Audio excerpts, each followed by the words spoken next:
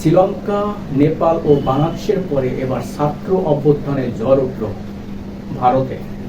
দর্শক, ভারতে মোদী সরকারকে পতন করতে ঝড় তুলেছে ছাত্র জনতা, এবং সেই বাংলাদেশের মতো, বাংলাদেশ জুলাই অভ্যুত্থানের মতো ভারতও সেই ছাত্র জনতার সাথে জোট বেঁধেছে সব শ্রেণীর লোক।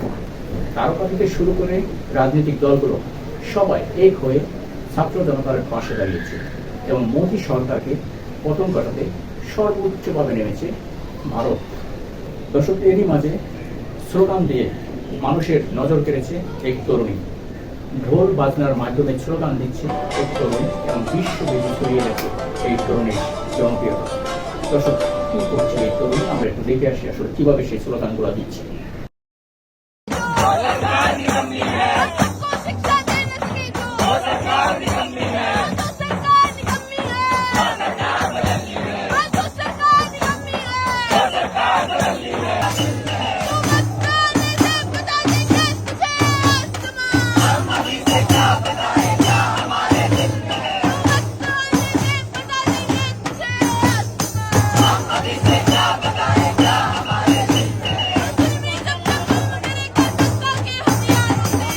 দর্শক, আপনারা দেখলেন যে আসলে এক তরুণী বাদ্য বাজনার মাধ্যমে সে স্লোগান দিচ্ছে, এবং এই স্লোগান দিয়ে সে অনেক ভাইরাল হয়ে গেছে।